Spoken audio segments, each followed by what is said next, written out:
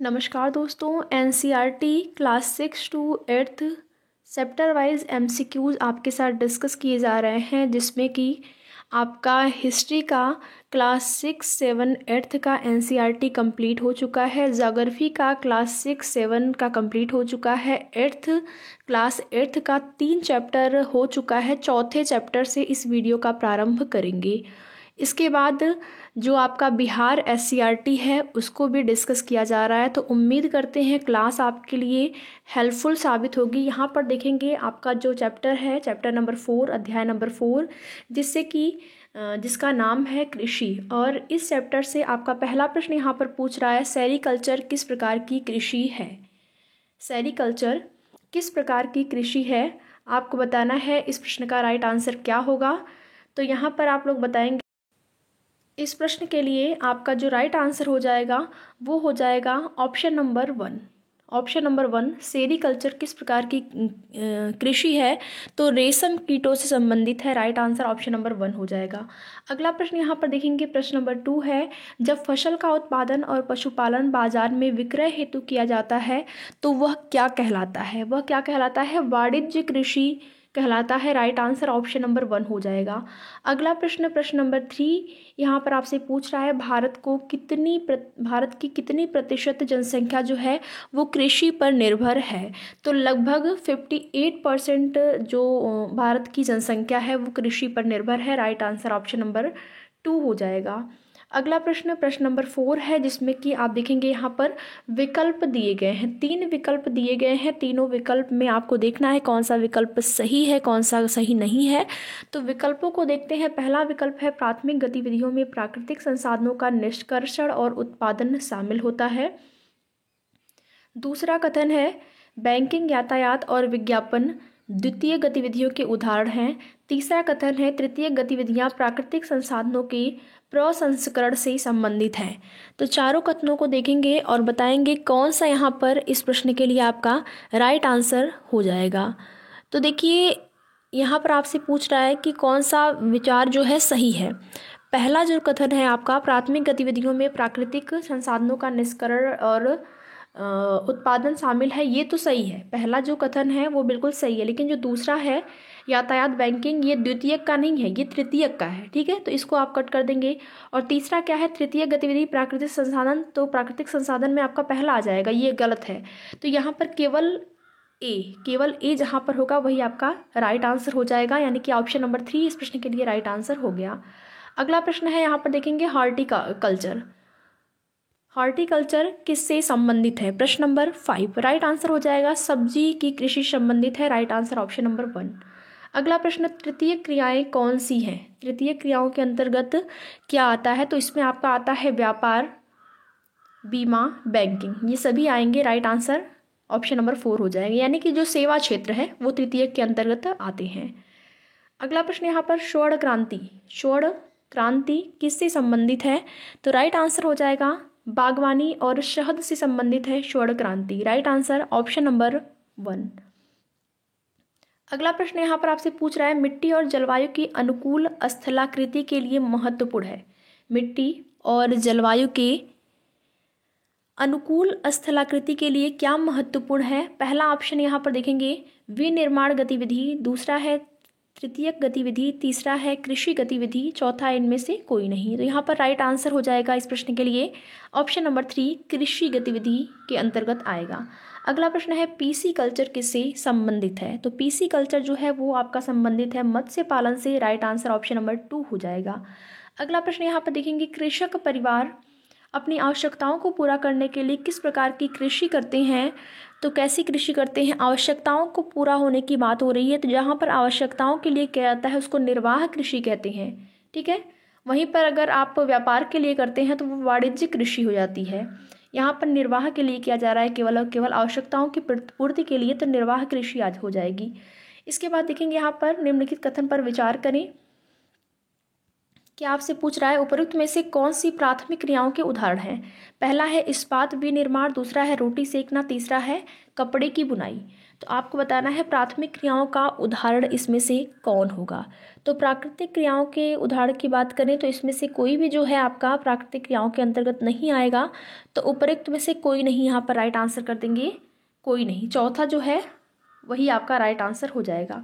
अगला प्रश्न, प्रश्न नंबर 12 है, निम्नलिखित कथन पर विचार करें। पहला है विटीकल्चर, यहाँ पर देखेंगे विटीकल्चर, सेलीकल्चर, पीसीकल्चर, हॉर्टिकल्चर।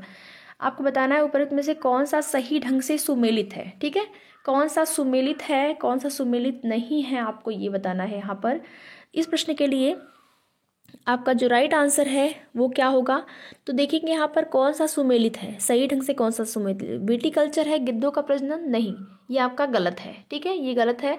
दूसरा है सेरीकल्चर, रेशम के कीटों का वाणिज्यिक पालन, तो ये सही है। दूसरा जो है, दूसरा जो आप देखेंगे यहाँ पर, ये आपका सही हो जाता है। इसके बाद तीसरा है पीसी कल्चर, मत्स्य पालन, ये भी सही है। हॉर्टिकल्चर, सब्जी और फूल फल उगाना, ये भी सही है। तो 2, 3 और 4, 2, 3, 4 किस में है, option number 3, sorry option number 2 में है। तो राइट आंसर ऑप्शन नंबर 2 हो जाएगा। ठीक है, इसके बाद चलते हैं अगले चैप्टर पे। अगला चैप्टर तो आपका है चैप्टर नंबर 5 और चैप्टर का नाम है उद्योग। ठीक है, यहाँ पर पहला प्रश्न है हरियाणा का कौन सा शहर साइबर सिटी कहलाता है। तो हरियाणा का गुरुग्राम शहर, राइट आंसर ऑप्शन नंबर 2 हो जाएगा। ये कहलाता है आपका साइबर सिटी। ठीक है, गुरुग्राम। अगला प्रश्न है कौन सा उद्योग विश्व के प्राचीनतम उद्योग में से एक है। तो आपका सूती वस्त्र जो है यहाँ पर राइट आंसर हो जाएगा। चारों ऑप्शन के अकॉर्डिंग सूती वस्त्र जो है विश्व के प्राचीनतम उद्योगों में से एक है। अगला प्रश्न, प्रश्न नंबर यहाँ पर देखेंगे 4, मत्स्य तेल निर्माण किस पर आधारित है। तो ये आधारित है आपका समुद्र, राइट आंसर ऑप्शन नंबर 3 हो जाएगा। अगला प्रश्न है उद्योगों को किस आधार पर वर्गीकृत किया जा सकता है। तो उद्योगों को आकार, कच्चा माल, स्वामित्व, तीनों के ही आधार पर वर्गीकृत किया जा सकता है। राइट आंसर ऑप्शन नंबर 4 हो जाएगा। 5वें नंबर का प्रश्न, खाद्य संसाधन आधारित उद्योग है, किस पर आधारित उद्योग है खाद्य संसाधन। तो ये है कृषि पर आधारित उद्योग। अगला प्रश्न, प्रश्न नंबर 6 है प्राकृतिक रेशे कौन कौन से हैं। तो प्राकृतिक रेशे में आपका ऊन, कपास, सिल्क तीनों ही आ जाता है। राइट आंसर ऑप्शन नंबर 4 हो जाएगा। अगला प्रश्न है भारत में पहला सफल आधुनिक वस्त्र मिल कहाँ स्थापित हुई थी। तो पहली सफल आधुनिक वस्त्र मिल की बात करें तो ये आपका मुंबई, राइट आंसर हो जाएगा ऑप्शन नंबर 4। ठीक है, ऑप्शन नंबर 4 राइट आंसर हो जाएगा। चलते हैं अगले प्रश्न पर। अगला प्रश्न क्या कह रहा है, अहमदाबाद किस नदी पर स्थित है। अहमदाबाद किस नदी पर स्थित है। तो अहमदाबाद जो है आपका वो साबरमती नदी पर स्थित है। राइट आंसर ऑप्शन नंबर 3 हो जाएगा। अगला 9वें नंबर का प्रश्न है निम्नलिखित में से कौन सा रसायन आधारित उद्योग है। रसायन आधारित उद्योग कौन सा इसमें है। तो आप बताएंगे। राइट आंसर आपका रेशम जो है रसायन उद्योग हो जाएगा। रसायन आधारित कई रसायनों का प्रयोग किया जाता है रेशम के उत्पादन में। अलग अलग जो आपके सिंथेटिक रेशम बनाए जाते हैं, प्राकृतिक की अगर बात करें तो वो आपका रसायन में नहीं आएगा, लेकिन अगर कृत्रिम की बात करें तो रसायन आधारित उद्योग के अंतर्गत आएगा। तो रेशा यहाँ पर राइट आंसर इस प्रश्न के लिए हो जाएगा। चलते हैं अगले प्रश्न पर। अगला प्रश्न आपका क्या है, टिस्को।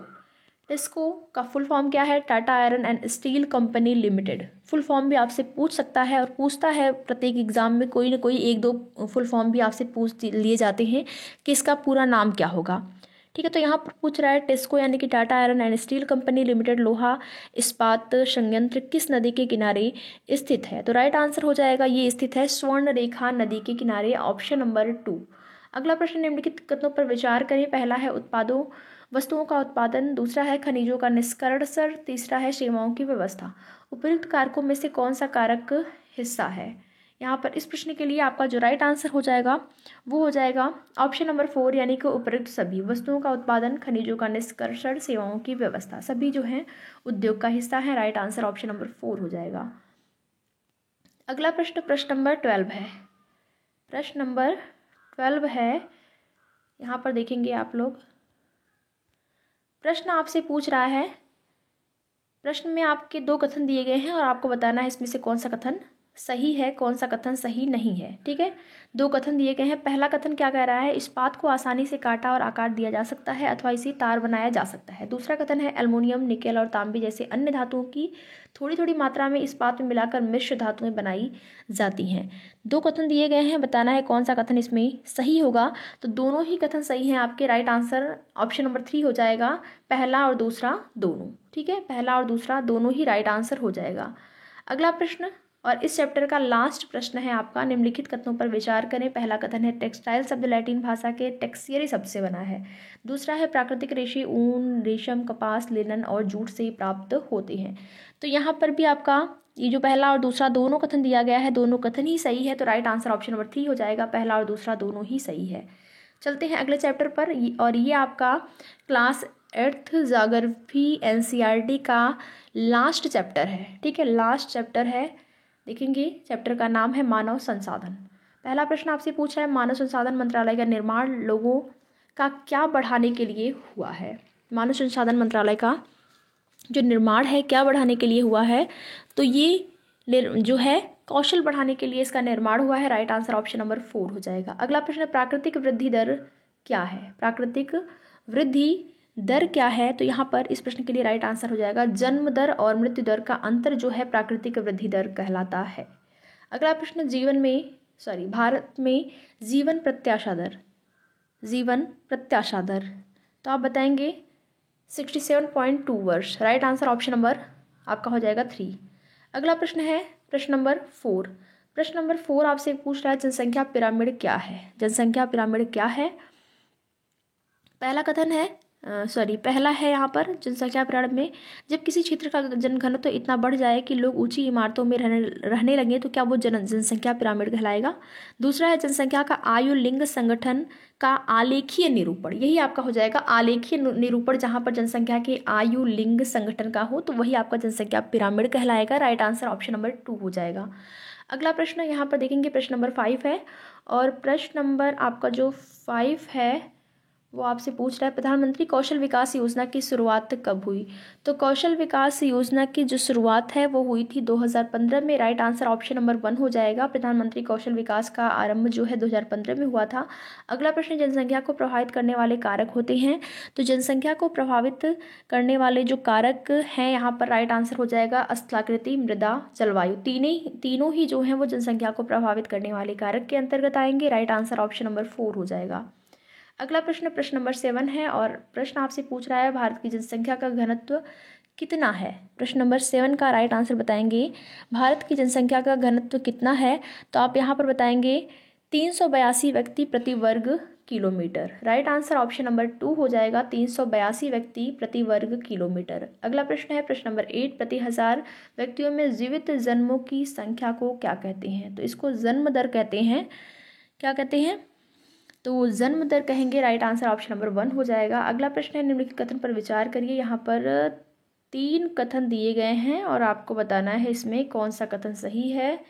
तीनों कथन को पहले देखेंगे। पहला कथन आपसे कह रहा है भारत में जनसंख्या घनत्व 382 व्यक्ति प्रति वर्ग किलोमीटर है। अभी आपने देखा इससे पहले वाले प्रश्न में, तो बिल्कुल सही कथन है, पहला कथन आपका सही हो जाता है। दूसरा कथन देखेंगे, सबसे अधिक जनसंख्या घनत्व दक्षिण मध्य एशिया में है, इसके पश्चात पूर्वी एशिया और दक्षिण पश्चिमी एशिया में है। या फिर तीसरा कथन है विश्व की कुल जनसंख्या के लगभग 3/4 लोग 2 महाद्वीप एशिया और यूरोप में रहते हैं। देखिए एशिया में तो सही है, लेकिन यूरोप नहीं, यहाँ पर अफ्रीका होना चाहिए। ठीक है, अफ्रीका अगर रहता तो सही हो जाता, तो ये आपका कथन भी गलत हो जाता है, तीसरा गलत हो जाता है। अब दूसरे को आप देखेंगे, जो आपका कथन दूसरा है वो क्या कह रहा है, तो दूसरा कथन है सबसे अधिक जनसंख्या घनत्व तो दक्षिण मध्य एशिया में है, इसके पश्चात पूर्वी एशिया, दक्षिण पूर्वी एशिया। ये बिल्कुल सही है, पहला और दूसरा कथन सही है, तीसरा गलत है। तो यहाँ पर इस आधार पर देखेंगे तो आपका जो राइट आंसर हो जाएगा पहला और दूसरा, ऑप्शन नंबर 1। अगला प्रश्न प्रश्न नंबर 10 है, और शायद ये लास्ट, हाँ ये लास्ट आपका प्रश्न है, लास्ट प्रश्न है क्लास 8th के ज्योग्राफी का, और यहाँ पर एनसीईआरटी आपका क्लास 6, 7 और 8 की एनसीईआरटी आपकी समाप्त हो जाती है। अब बिहार एससीईआरटी, भूगोल बिहार एससीईआरटी क्लास 6, 7, 8 का डिस्कस किया जाएगा। और योजना ये है कि ये क्लास 6, 7, 8 तीनों का जो आपका बिहार एससीईआरटी होगा एक ही क्लास में कवर कराया जाएगा। हो सकता है क्लास थोड़ी सी लंबी हो जाए, तो आप उसको ज़रूर देखिएगा, आपके लिए वो जो क्लास है वो इम्पोर्टेंट साबित तो होगी। यहाँ पर देखेंगे आपका 10वें नंबर का जो प्रश्न है वो निम्नलिखित कथनों पर विचार करिए। पहला कथन है, एक देश का जनसंख्या पिरामिड जिसमें मृत्यु दर कम हो रही है, आधार पर चौड़ा और ऊपर तीव्रता से संकरा हो जाता है। और दूसरा कथन है, यह जापान के लिए पिरामिड में दृष्टिगोचर होता है। तो आपको बताना है यहाँ पर, देखिए यह जापान के लिए पिरामिड में दृष्टिगोचर होता है, ये दूसरा कथन आपका गलत हो जाएगा। ठीक है, दूसरा जो है आपका कथन गलत हो जाएगा, क्योंकि यह केन्या के पिरामिड को दर्शाता है, जापान नहीं, केन्या के पिरामिड को दर्शाता है। ठीक है, तो दूसरा कथन गलत हो जाएगा। और पहला कथन यहाँ पर है, यह एक देश का जनसंख्या पिरामिड जिसमें मृत्यु दर कम हो रही है, आधार पर चौड़ा, आधार यानी नीचे चौड़ा और ऊपर तीव्रता से सकरा हो जाता है।